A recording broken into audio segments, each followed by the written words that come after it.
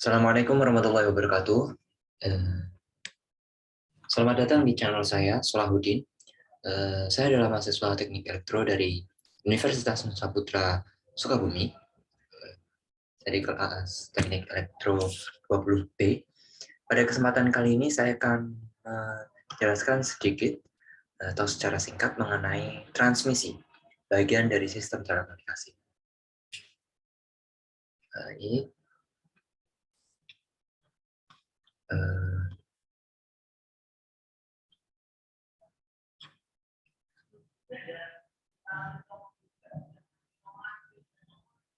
ya, sistem transmisi. Pada kesempatan kali ini kita akan membahas konsep dasar sistem transmisi, klasifikasi sistem transmisi, noise, medium transmisi, parameter transmisi, amplifikasi dan regenerasi, serta peralatan transmisi dalam jaringan. Konsep dasar sistem transmisi. Transmisi adalah proses pengangkutan informasi dari satu titik ke titik lain di dalam suatu jaringan. Jarak antar titik dapat berbeda-beda dan bisa sangat jauh. Bisa ada banyak elemen jaringan yang terhubung. Elemen-elemen yang tersebut dihubungkan oleh koneksi yang disediakan oleh sistem transmisi. Elemen sistem transmisi, yakni antara lain ada transmitter, kemudian ada transmission channel, kemudian ada receiver. Nah, di transmission channel dapat terjadi attenuation, distortion, noise, dan interference. Untuk sistem komunikasi dua arah atau bidirectional, maka pada arah transmisi yang berwarna juga diperlukan elemen yang sama. Elemen transmitter adalah pengolah sinyal masukan menjadi sinyal sesuai dengan karakteristik kanal transmisi. Transmission channel atau kanal transmisi yakni media elektrikal yang menjembatani sumber dan tujuan.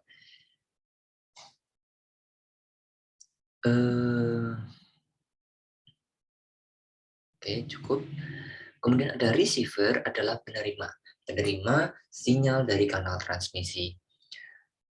Proses penerimaan meliputi filtering, amplification, equalizing, distorsi, demodulasi, demultiplexing, decoding.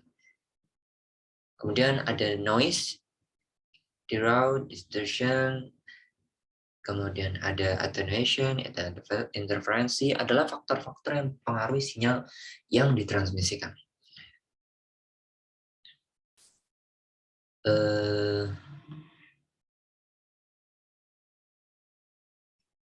Simplex, half duplex, and full duplex communication. Simplex itu sinyal ditransmisikan satu arah saja. Contohnya radio, televisi. Kemudian ada half duplex, sinyal ditransmisikan satu arah dalam suatu waktu, Contohnya beberapa data dan sistem radio, Kemudian ada full duplex or duplex. Itu adalah sinyal yang ditransmisikan secara dua arah dalam waktu yang bersamaan. Contohnya telepon konvensional, telepon seluler, sistem seluler, ISDN, dan macam-macam. Nah, klasifikasi sistem transmisi. Itu ada analog digital, ada baseband, ada passband, ada serial paralel, ada synchronous, asynchronous. Analog versus digital. Nah,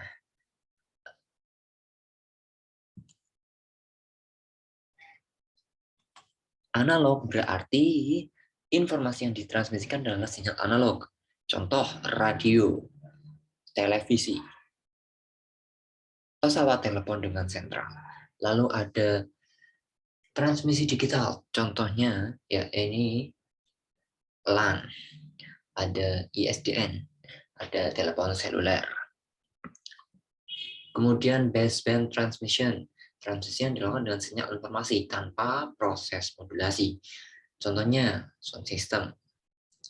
Kemudian local loop pada PSTN. Kemudian untuk itu yang analog. Kalau baseband digital ada LAN dan ada local loop pada ISDN. Ada passband transmission. Passband transmission dilakukan dengan melibatkan proses modulasi, yaitu menumpangkan sinyal pada suatu sinyal pembawa atau carrier. Contoh transmisi passband analog itu radio AM, MW, FM, televisi. Kemudian passband digital ada telepon seluler. Nah, ini struktur kerangkanya. Kalau passband analog kurang lebih seperti ini yang di atas, kemudian kalau passband digital itu yang di bawah. Serial transmission itu berarti kita next aja dulu.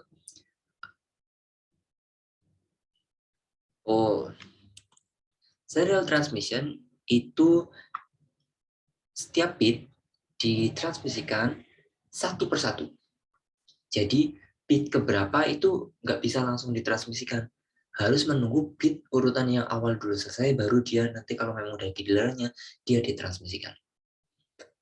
Kalau parallel transmission adalah bit tadi itu ditransmisikan secara paralel oleh kabel terpisah, terpisah, kabel terpisah. Sehingga misalnya ada bit ini, satu bit, ada misalkan ada 16 bit atau 7 bit di sini, ada contoh 8 bit misalkan. Maka ada 8 jalur untuk sampai ke penerima. Kemudian ada asynchronous versus synchronous transmission. Asynchronous itu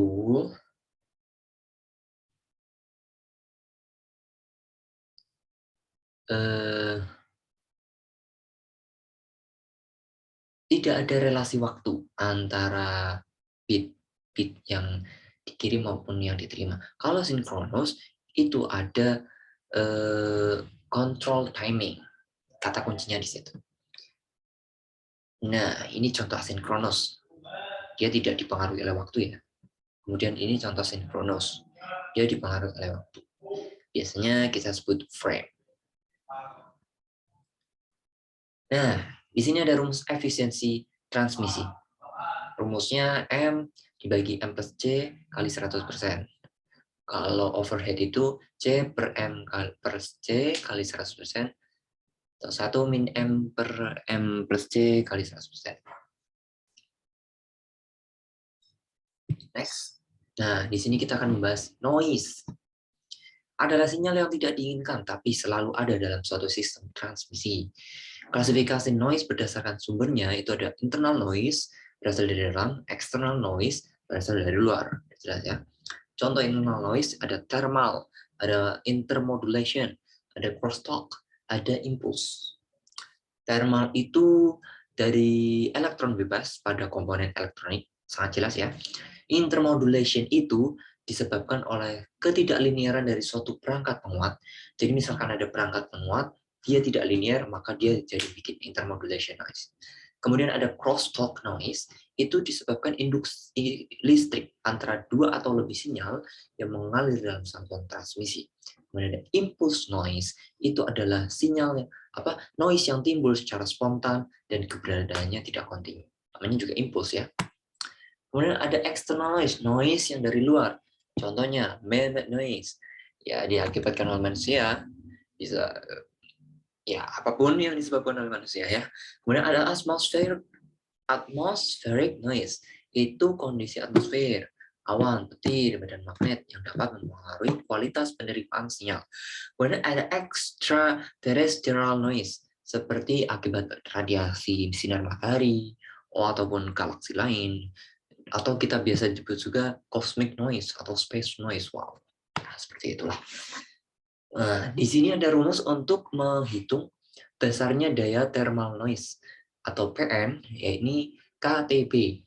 Konstanta Boltzmann dikalikan temperatur dikalikan lebar pita frekuensi.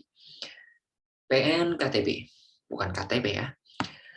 Noise figure. Noise figure itu rumusnya kurang lebih seperti ini. Next. Nah, kita akan bicarakan media transmisi. Media transmisi itu ada dua macam sebenarnya kalau secara general. Ini wired dan wireless. Nah, kalau yang di sini ada kabel tembaga itu dibagi jadi dua, ada twist pair dan ada koaksial. Kemudian ada serat optik, kemudian ada kanal radio, kemudian ada infrared. Nah, ini yang saya maksud. Guided atau wired, unguided atau wireless. Nah, twist P, coaxial cable, fiber optic cable itu masuk ke dalam wired atau guided transmission media. Kemudian kalau yang unguided contohnya apa? Atau yang wireless itu contohnya apa? Itu ada radio wave, gelombang radio, ada microwave, gelombang mikro, dan infrared atau sinyal apa? Inframerah. Next, kabel tembaga. Kabel tembaga itu ya kabel tembaga. Dia bisa biasanya LTE, enggak bukan LTE. Istilahnya sistem transmisi saluran, line transmission system. Ya. Next. Nah, di sini ada redaman pada kabel tembaga, juga ada rumusnya. Next. Jenis kabel tembaga ada twisted pair tadi ya, open wire lens, ada coaxial kabel. Nah, twisted pair itu dibagi jadi dua. Ada UTP dan ada STP. UTP itu unshielded twisted pair. Jadi kabel sepasang, yang tadi kabel sepasang yang tidak di shield atau tidak dilapisi pelindung. Sedangkan shielded twisted pair atau STP itu kabel pasang yang dikasih pelindung metal shield. Kalau plastik cover dua-duanya ada ya. Ya, bukan berarti unshielded itu nggak ada isolatornya juga. Next, kategori kabel UTP. Cukup jelas ya. Kemudian redaman kabel UTP cukup jelas. Kabel koaksial cukup jelas ya. Kabel koaksial itu ya kabel koaksial satu, wah di dalamnya itu ada inner conductor yang satu biji gitu kan. Redaman kabel koaksial seperti ini. Nah, di sini ada kabel serat optik. Kayak apa sih kabel serat optik? Kita sistemnya bisa kita sebut OLTE ya. Ya, mengubah sinyal elektrik menjadi sinyal cahaya atau sebaliknya. Nah, media transmisi serat optik itu bisa dibilang media berkabel yang paling modern. Kenapa gitu? Karena ini merupakan yang ya ibarat kata kalau kita lihat secara pasti yang paling terakhir kalau ini serat optik. Dia bandwidth-nya lebih lebar, redamannya lebih rendah, imun terhadap interferensi elektrikal eksternal. Jadi dia lebih tahan terhadap campur tangan elektrikal dari luar. Biasanya digunakan sebagai transmisi jarak jauh, transmisi ya. Kemudian dia apalagi ya? Kurang lebih seperti ini. Nah, ini core diameternya itu di dalamnya sekitar 8 sampai 60 mm. Kemudian itu dia cahaya gitu, sinyal cahaya. Asik. Nah, di sini ada 3 jenis kabel serat optik, ada multimode step index, ada multimode grade index, ada single mode. Perbedaannya cukup jelas. Redaman kabel serat optik, keuntungan serat optik itu kapasitas transmisi yang tinggi, hebat biaya, toleransi yang nilai melawan gangguan eksternal itu sangat bagus. Kemudian small size jelas, ukuran kecil, low weight jelas, ringan, unlimited material resource, sumber material bahannya yang tidak terbatas. Kemudian low attenuation, attenuation-nya rendah. Kemudian kekurangannya ialah si serat optik ini agak sulit untuk diinstal daripada koper atau kabel tembaga. Kemudian kalau dia mau ada maintenance atau perbaikan, dia butuh alat khusus. Tidak sekadar tang biasa ya, jadi alatnya khusus. Kemudian radiasi cahaya dari sebuah kabel serat optik yang rusak itu juga berbahaya bagi mata.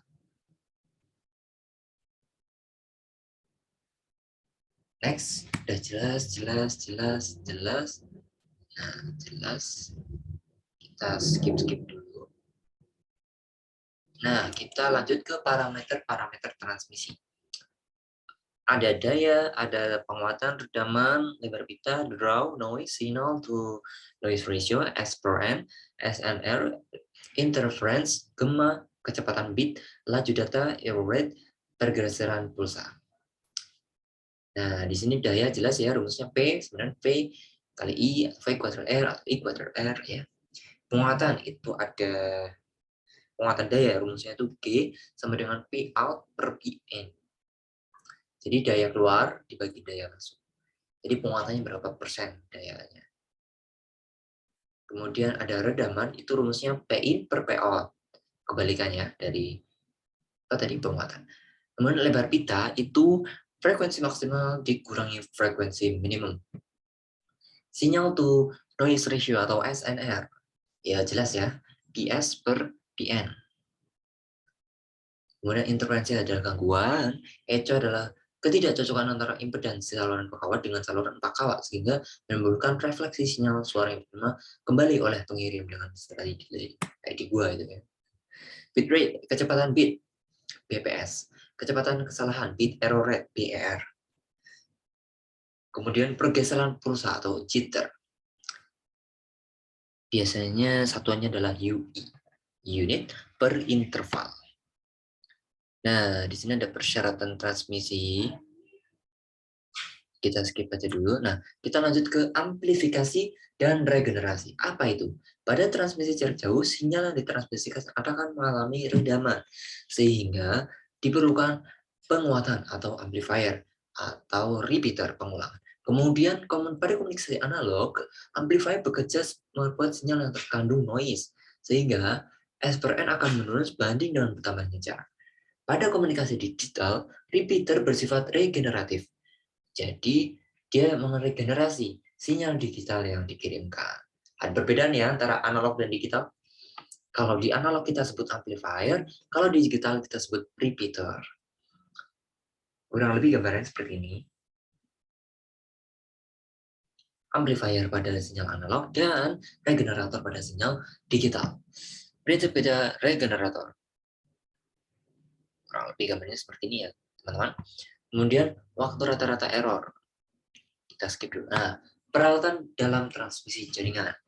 Itu ada modems, ada multiplexer, ada repeaters, ada OLN, optical line system yang tadi ya, syarat optiknya. Kemudian ada microwave radio systems. Kemudian filter. Kemudian filter analog, filter. Nah, di sini untuk soal, kita akan bahas soal yang lebih mudah daripada catatan ini. Ada di video part 2. Sekian untuk video materi. Terima kasih atas kunjungannya. Assalamualaikum warahmatullahi wabarakatuh.